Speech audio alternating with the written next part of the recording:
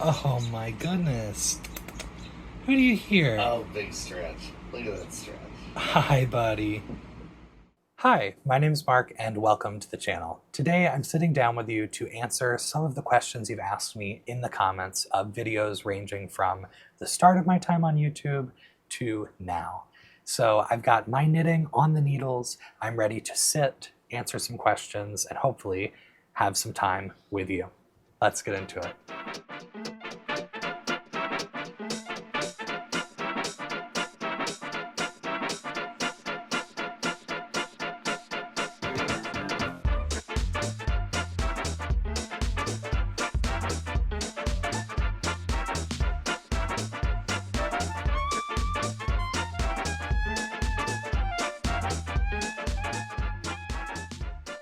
So I'm here, I've got my knitting. I'm currently working on a weekender. This is of course knit inside out.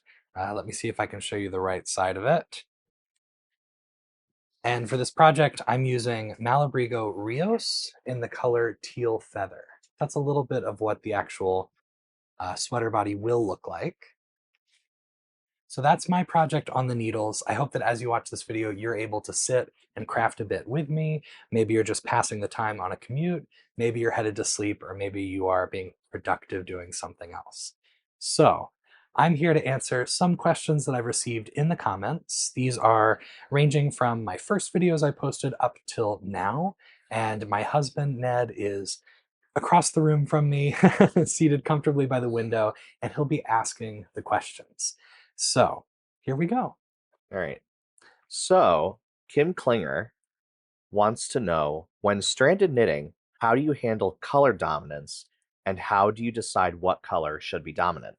That's a great question, Kim. So I have actually never done anything official to deal with color dominance. And I know this can be sort of a heated conversation or heated topic of people that are very much of the thought that color dominance will make or break your colorwork project. And there are people who say there's no such thing, you just need good tension. So I am not of either camp. I'm not against it, I'm not for it. I've never purposefully worked with my colors and picked them up or carried them in a way to help with color dominance.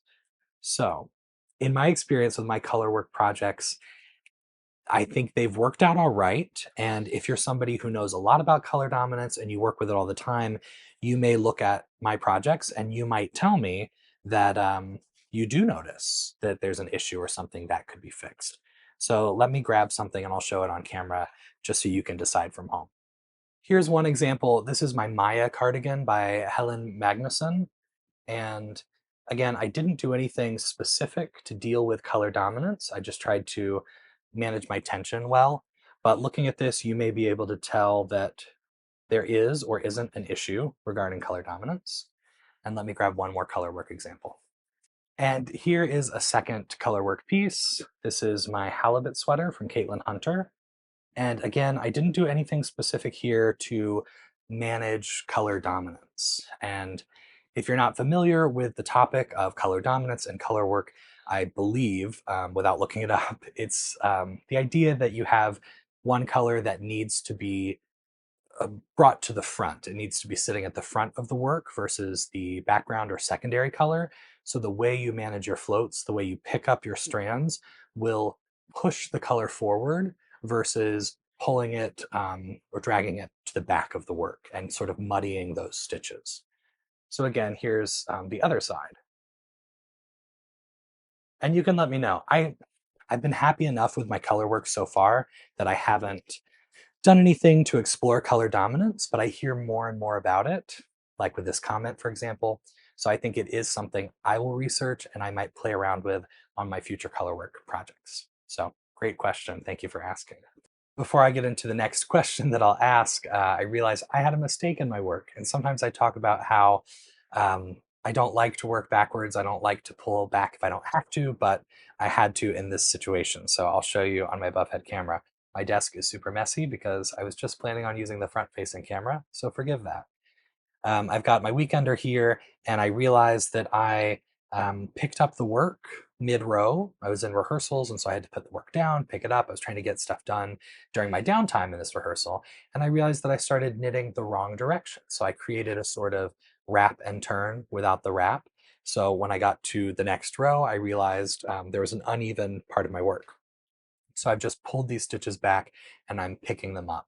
So I thought, instead of doing that off camera, I'll do it on camera in case you want to watch me pick up my stitches as I answer the next question. So Lyra's Stitchery wants to know if you have to reblock your sweater after you wash it. Great question. So a lot of people ask this with blocking. I know plenty of people who don't block their work. They don't really want to block, and that's fine. I think when we ask, should you always block something? The times where maybe you don't need to block are if you're really happy with your item as is. If the fit of your sweater that you've made is perfect and you don't want it to be any bigger, any longer, maybe you're okay not to block it. If it's something like color work, if it's something like lace work where it's really going to affect the finished product to open that up, to block it, then I really believe in blocking.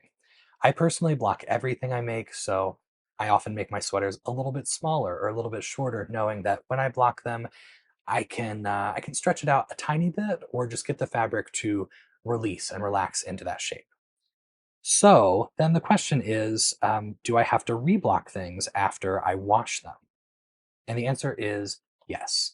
If you are to wash something like a superwash yarn or an acrylic or cotton yarn in the washing machine, it will go back to, well, not go back to, it will become misshapen. It will become manipulated because it's gone through the agitation, through the water, and then if you dry it through a dryer or lay it flat to dry, when you lay it flat, you can just stretch it. You can lay it nicely and evenly on top of blocking mats or on top of a towel or a table, whatever you have, and then as it dries, that's its blocking process. That's going to block it into place. Unless it's lace, you don't need to repin it each time. If it is lace, if it's something that really needs to be opened up, then unfortunately, yes, every time you give it a full wash, you will reblock. For my sweaters, I really don't have any lace at this point. Everything is either cables or color work or texture knits. So because they're wool, I don't have to wash them that often. I always wear them with, a solid thick shirt underneath. I will spot clean them if I spill something or have any sort of staining. Um, but then between seasons, I don't have to give them a full wash. I might give my sweaters a full wash after 2 seasons, maybe after 3. Some things I don't wear often. So after I give them a full wash, after I soak them, use whatever detergent or wool wash I'm using, then yes, I'll press the water out and I'll go through parts of that blocking process again. The one thing I'll add is that with blocking, a lot of people say that the first time you go through and give something a rigorous blocking, you don't have to do that part again. The initial relaxing of the fiber, the blooming that happens with your fiber, that is retained. That stays with the memory of the garment. So mostly the answer is yes, you do have to reblock, but part of the answer is no. The initial full blocking you do will give the garment several qualities that will last forever. Great question. This one I think is slightly similar and related. This is from Cat 2001, and she wants to know, how do you care for your natural fiber sweaters? Great question. So I mentioned a little bit of that just now with the blocking question. For my natural fiber sweaters, I spot clean them. So I don't want to give them a full wash if I don't have to. So they will go 1 to 2 seasons without being washed, and that's totally fine. So I spot clean if I spill or stain something on my sweater, if I'm out at dinner or eating at home and it happens, then I take a little bit of water to it. I might use a little bit of soap. Sometimes water is all it needs, and then I will just gently kind of dab. I don't want to manipulate my non-superwash wools to the point where they will felt. I have to be careful with that. Superwash wools, I can be a little bit more aggressive with whatever cleaning I'm doing. Other things I do to maintain the fibers, I shave my sweaters constantly. And it's interesting, sometimes I see comments here on the channel about sweaters and fibers that pill. And that always makes me laugh because everything pills. It doesn't matter what material you have, it will pill in some way. So some people really turn away from certain yarns because they feel like, oh, I've heard it pills like crazy and I don't want my sweater to pill. And I don't know if you can see on the sweater I'm wearing, it's pilly. I think at a distance it doesn't look pilly, but if you zoom in, if you look really closely, there will be pilling, and especially areas that get more traction, like an underarm, on my sleeves in general. Let's see if I can just yank a couple off and show them on the camera above head. Those are the size pills I'm talking about. They're not big. Um, they don't ruin the sweater, but it is good to shave your sweaters. So I use an electronic shaver. I think I show it in my Notions video I posted early on with the channel. And so it has a guard. I turn it on and I just run it right over the fabric, and it picks up those pills and puts them into a little trash compartment, and then I can empty that. So shaving my sweaters is huge. Sometimes I give them some sort of mist with any sort of scented spray that you would use for linens, things like that. Some people hate scented sprays. Some people don't like any of the chemical stuff that goes into that. But for me, I do that just to keep things fresh and sort of rejuvenated throughout the season. So I think that's it. I shave my sweaters, I give them spritzes, I spot clean when needed, and then if something gets exposed to smoke, if something gets exposed to anything that really stays with it, smell or odor wise, at that point I'm going to give it a soak. And when I do that, I use my soaking basin and I use a wool detergent called Soak. So let me grab that. I have it on my shelf. This is the wool wash I use just because it's what's carried at my local yarn shop. And I used a scented one. It's a fig scent, and it's really subtle. It's not a strong scent. It stays with the garments for, I don't know, a few days, maybe a week after you initially soak them. And I think it's just nice because it takes care of any other odors that might be held in the fibers. The last sort of thing I do with my natural fiber sweaters is I'm careful with how I store them. I make sure anything that I've made and I've blocked, anything that I've poured that much time into, I try to store it well. So that means I fold it nicely and I keep it on a shelf. I keep it in a drawer where it has room to sit without getting creased or manipulated further in any way. And then I make sure to go through with anti-moth measures. And that could be cedar, that could be, I think, lavender, some people say helps against moths. I use a chemical spray and a chemical disc because I want to make sure I don't have moths. So I keep the discs in the closets of each room in the house, and I keep the spray on hand so that I can go through maybe a quarterly every few months, and I spray down my stash, I spray down my sweater drawers, and then I give it time to air out. So if you have natural fibers, make sure you're doing something to watch out for critters, because it's really sad if the beautiful things you have get eaten up. So great question. I may have left some things out, but I think that's a good start for what to do with natural fiber maintenance. This next one's a good question, but I'm also primarily picking it because the profile picture is a really cute cat. So this is Savannah Cat Chat says, "What is in the center of your wound yarn?" Oh, good question. What's in the center of my wound yarn? When I wind my yarn, and I'll take this moment to address the people who ask, why do I need to wind my yarn? When I have yarn that is in a hank or a skein, different cultures, different countries call them different things, but when it's wound like this in a sort of helix or double helix, it is from the dyeing and drying process of the yarn. So this is a more relaxed state, a more relaxed way to keep the fiber. It's not wound too tightly. Some yarn comes in bullet skeins or balls. It's already wound so that you can work with it and it just tumbles freely. But yarn that comes like this, still hanked or skeined, needs to be wound. So for that, I don't know if I can see this on camera, it's just out of frame. I use my Swift, and it's like an umbrella style Swift. And then I use a winder. And you can see the winder in some of my winding and chatting videos. So this is probably where the question comes from. Once I'm done winding, it's wound around a cone so that you can pull from the center or the outside of the cake, we call it. I put the label of the yarn back in the center.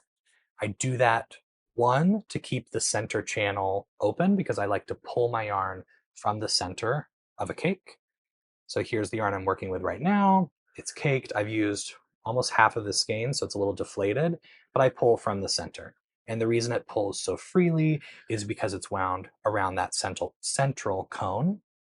So as soon as it's done being wound and I'm ready to pull that cake off of, there's so many words, cake, hank, cone. As soon as I'm ready to pull the cake of yarn off of the cone, I take the tag of the yarn from the producer that'll tell me the color, the weight, the care instructions, the fiber content, and I fold it up and I put it inside.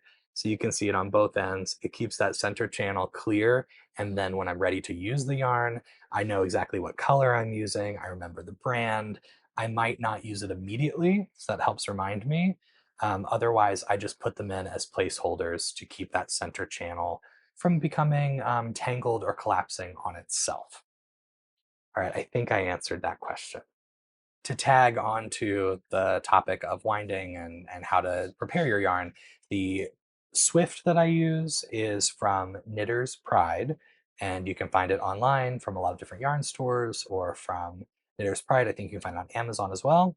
And then the winder I use, the ball winder that actually gets the yarn into the cake, is from Stanwood Needlecraft. It's their sort of industrial winder. It holds large quantities of yarn because I use a lot of 150-gram worsted skeins. So that was a lovely Christmas gift, and the Swift I invested in a couple of years ago. So those are the brands for people who ask that from those other videos. Here's a great one that I want to know the answer to. This is from Cami Fisher 3615, and they would like to know, you say sweater quantity a lot about an amount of yarn.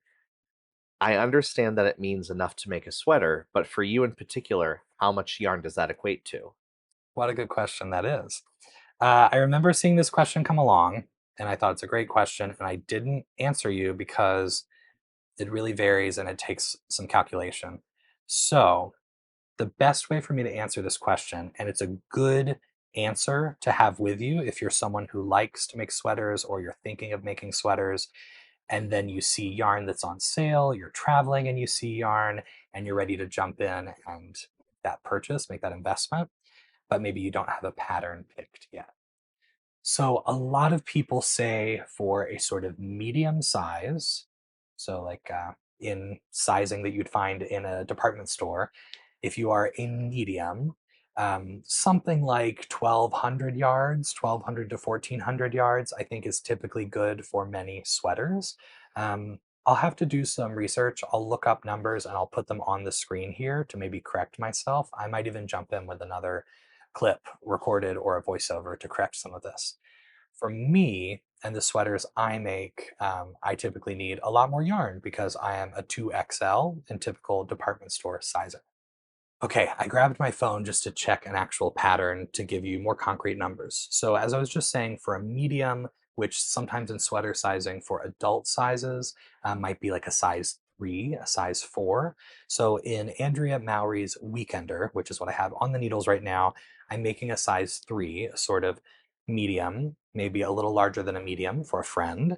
And it calls for, let's see, 1,130 yards, so just under 1,200 yards. That's for the size 3, the size 4. So both of these I would label as sort of mediums. Um, Size 4 calls for 1,265 yards. And the Weekender is a pattern that's very simple in texture. It's essentially stockinette, the way you knit it. You flip it inside out at the end so it becomes reverse stockinette. And it is a boxy drop shoulder sweater, but there are no cables, there's no color work. So for something that is a very straightforward texture, you're just planning to do stockinette stitch, garter, maybe seed or moss stitch. For a medium, I would say about 1,200 yards is a good recommendation. Let me check again the same pattern to see what I would need for my size of sweater, which equates to a sort of 2x. So for my sweater, it looks like in these sizes, I would need somewhere between 1,400 and 1,600 yards. Again, that's for a very straightforward texture. When I'm making a cabled sweater, if it is cabled completely, cabled and textured the whole way, it's not just a center panel or two channels of cables, then I need way more than that because the cables eat up yarn. The same for color work because you're carrying your colors on the back. It's like you're creating two layers of fabric at times, so you need so much more yarn. So, the way to calculate how much you need for your body is to look at patterns. You could look at patterns you already have, or you can look on Ravelry for sweaters. You can just search the type of sweater you're looking for, whether it's a cardigan, a cable knit sweater, a colorwork sweater. Find designers that are reputable, find patterns that have good ratings. If you're familiar with how to use the filters on Ravelry, look for 5-star rated patterns so that you know hopefully they are error free and they lead you to the best result. And then look at the yardage needed for those sweaters. It will give you measurements as well as the sizes, and then it will give you the corresponding yardage that you need to make those sweaters. I think you could write down 5 or 10 sweater examples for the size you would want to make for yourself, and then you can look at the different yardage requirements, and that'll give you an idea if 7 out of these 10 sweaters need you to have 1,300 yards for your size. Then that's a good indicator that when you're looking for a sweater or a sweater quantity of yarn, but you don't have the pattern picked, you know the general range of yardage you would need. So I hope that helps. And it's good to write that stuff down and have it saved somewhere so that if you're out, if you're on a trip and you find yarn that you love, especially if it's a good deal and it's the last of its kind, then you're ready to jump on it and save it for a really special project. So great question. I hope that helped. BC Easy for IU asks, does your husband knit? No, he does not. That's that. Oh, great. Ned answered that one for us.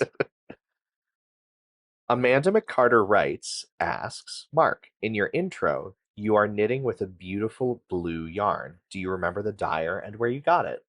Yes, I do. I was knitting with Perennial from Kelborn Woolens, and the color is ultramarine. I got it from my local yarn shop, Around the Table Yarns in Shaker Heights, Ohio. Kelborn Woolens is an American wool company based in the Philadelphia area, and Perennial, I think, is a really beautiful yarn. It's a fingering weight yarn, so like a sock weight yarn, and it contains, I want to get this right, I think it contains a portion of alpaca. So it's a merino wool with 15-20% alpaca, if memory serves. And then it also contains a bit of nylon. So technically, it is a sock yarn. You could use it for something like that. And I paired it with mohair. So I wanted it to be even more fuzzy. And so I added a really bright ultramarine mohair to it. So I'm actually carrying two strands together, but they're both essentially the same shade. So beautiful yarn. I'd recommend it. This one's fun. This is from the Sewsbury, and the Sewsbury wants to know, what do you do to protect your voice in different environments on your travels and when recording your videos? Great question. So, if you're watching for the first time or if you're new to my channel, I am a singer. I'm a musician and I work professionally as a singer, sometimes as a pianist, about half the time. So, it makes up a lot of what I do professionally. And what do I do to protect my voice? Every day, I make sure I'm drinking water. That's the number one thing I think anyone can do to protect their voice is hydrate. Um, Sleep is another big one. I think hydration and sleep are the two most helpful things you can do for your voice. After that, it's the way you use your voice. So, being careful with the way you speak, how loudly you're speaking, how harshly you're speaking, the pitch level at which you speak. Those are all things to pay attention to. And then your environment makes a huge difference. So, if I'm traveling, if I'm on a plane, if I'm in an airport and I'm exposed to a lot of germs that might be new to me, irritants, pollen, allergens. Those are all things to pay attention to. So I just try to make sure that I really hydrate on travel days, that I don't talk the whole time, that I rest my voice as much as possible. So I typically don't really talk on the plane where it's louder, where there's that roar the whole time. And then for my videos, that's a good question because this still feels very new to me. I've only been sitting down in front of the camera to record things for about 6 months now. And I do find myself getting fatigued because I'm not talking to anyone else. I'm talking to you at home, but it's just me talking. And I'll sit and I might talk for an hour or 2 hours straight with no breaks, not even a 3-second break for someone to respond to me. So for the videos, I like to wear a mic because then I can really speak at a natural volume. I don't have to speak loud enough to be heard at the camera or wherever the other microphones would be. And I try to pay attention to the pitch level. If I speak too lowly, if things get too gravelly, then it really wears on my voice. I have a high voice, my singing voice is pretty high. So I have to remind myself to speak up, to speak at a level that I would use if I were teaching in a classroom or if I were making an announcement before I sing a piece in a recital. So those are the things I have to pay attention to. It doesn't always work. I think your body decides for you, and then you just have to rest. You have to try to get your voice back. So that's a very thoughtful question. Thank you for asking. This one I think is a nice follow up. This is from Gracie Goodies. And Gracie says, you have a great voice, which you do. And they want to know, do you sing with one choral group or many? How does that work? And how much rehearsal time do you need? Great question. I sing with many choral groups. The same, no, it wasn't a good answer. I sing with many choral groups. Typically, I repeat performances with different choral groups in my life. So it's not that I'm just singing with a choir one time and never returning. Typically, I'll have contracts for a season, or I might even become a regular artist with that group. So I know that I'm going back season after season for a set of performances. So I sing right now with 3 or 4 groups. I don't sing with a ton of groups. I sing in Tucson, Arizona several times each year. Usually, our season there includes 6 to 7 concerts throughout a season. So we'll start in September, and just about every month from September through March or April, there will be concerts in their season. And I decide which ones I'm able to do. Sometimes I have conflicts or other things in my life, and I can't take part. And then I live in Cleveland, Ohio, and I'm fortunate to be part of a group in Cleveland um, that is a Baroque orchestra, and they have singers and a choir that are involved with them for some of their season offerings each year. Another group that I sing with is based in Atlanta. So those are the three that I'm typically singing with. In the past, I've sung with other groups on the East Coast, people in Philadelphia, things, um, sort of in the tri state area. And to finish that answer, how much do we rehearse to prepare for these programs? Typically, the model for professional choirs, at least in the United States, will be that you travel to an area, you get all set up in the same place, and you rehearse and perform for a week. So for 6 or 7 days total, you have a mixture of rehearsal days where you might be rehearsing for 5 or 6 hours each day, usually broken up into two chunks of rehearsal time. And then after 2 to 4 days of rehearsal, you are ready to put on a program. And you might perform once, you might perform 3 or 4 times. Oftentimes, people will make recordings in conjunction with these rehearsal processes.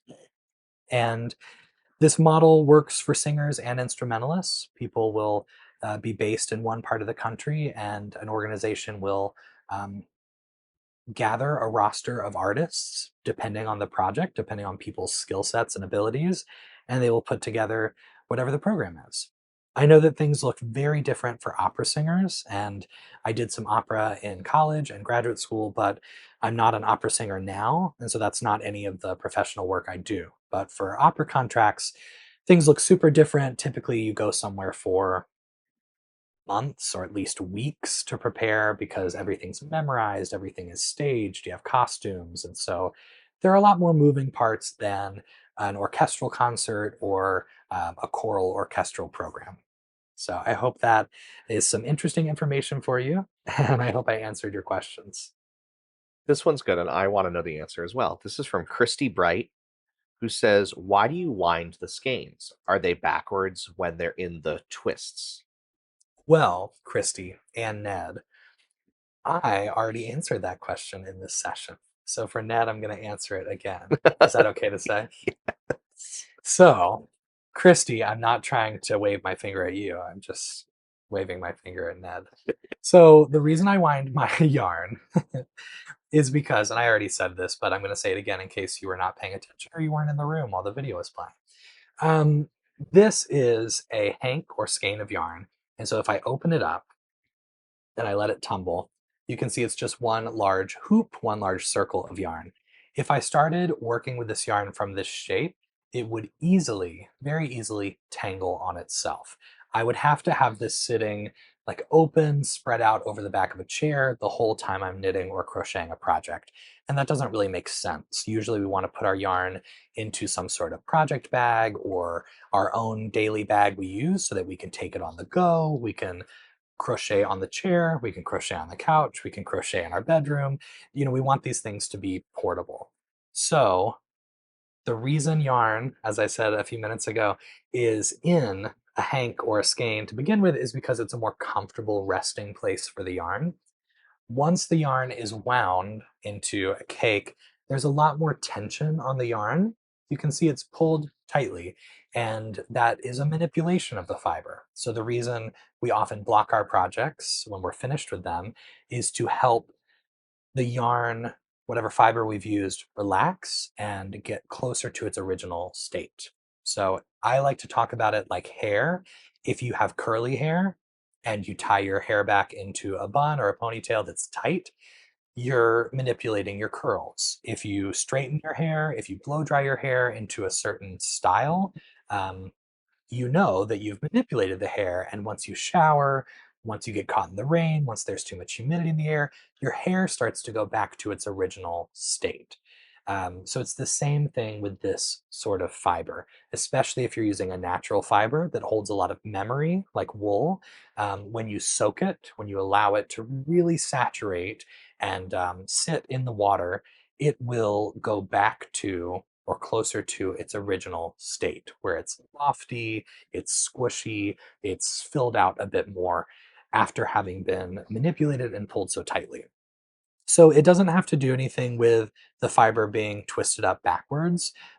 It just has to do with the way the fiber is stored from the manufacturing process and the way it's stored while it's in a store waiting to be sold. So I hope that's a good answer. I hope that helps. Thank you so much. You're welcome, I Ned. just want to say to everybody, in my defense, during the last time he answered the question, I was looking for a really great question I to did. ask all of you. That makes sense. So Ned is helping me with this video because I feel like it makes sense for me to knit or crochet while I'm answering things and talking to you. So I don't want to just be sitting at my computer scrolling through looking for questions then answering. I feel like that's less enjoyable. It's less enjoyable for me, so I can put Ned to work without having to pay him, which is a real boon. And I hope it makes a more enjoyable video experience for you. This one's from Marcia Lambert, and Marcia says, "Did either you or your husband go to William and Mary?" Oh, did we? Did we ever? No, we didn't. Um, so, Marcia, I saw your question, and I think you mentioned on one video that I was wearing a William and Mary hat. And that's because Ed has family, and now they're my family too, who attended William and Mary. So, both of your parents Hmm. attended. Yep. And what was their graduation year? My parents graduated with their MBA degrees in 1982, which was the year they got married, also. So that's fun. And then my brother graduated with his law degree from William and Mary in, I want to say, 2015. And we also love Colonial Williamsburg. So Williamsburg in general is a great, great place for us. Awesome. So I have the hat because we've gone back to Williamsburg for a couple of trips now, and I love souvenirs. And like Ned said, it's an alma mater of several of his family members. So that's the hat. That's the connection to William and Mary. Thank you so much for sticking around to the end of this video. I really appreciate the time you spend with me on the channel. If it's your first time here, I hope there's something you found in my video that you enjoyed. And if you are returning to my channel, thank you. Thank you for trusting me. Thanks for accepting me as one of your friends, as somebody that you want to spend time with. So I hope that some of the answers today, some of the topics I covered have been intriguing, have been helpful, enlightening, or thought-provoking for you in some way. Check out the description box for all sorts of things, for other videos to watch, for information you should know, things I want you to know. I've got a P.O. box now. I'd love to hear from you if you want to write to me. I'll pop that up on the screen. And make sure if you write, let me know if it's something that I can share on the channel. I'd love to open up whatever you send me and share it with everybody else. And if you have more questions, drop them in the comments below, and I'll answer them hopefully in a future video. Thanks again for being here with me. Happy knitting, happy crocheting, happy crafting to you, and I'll see you in the next one. Bye.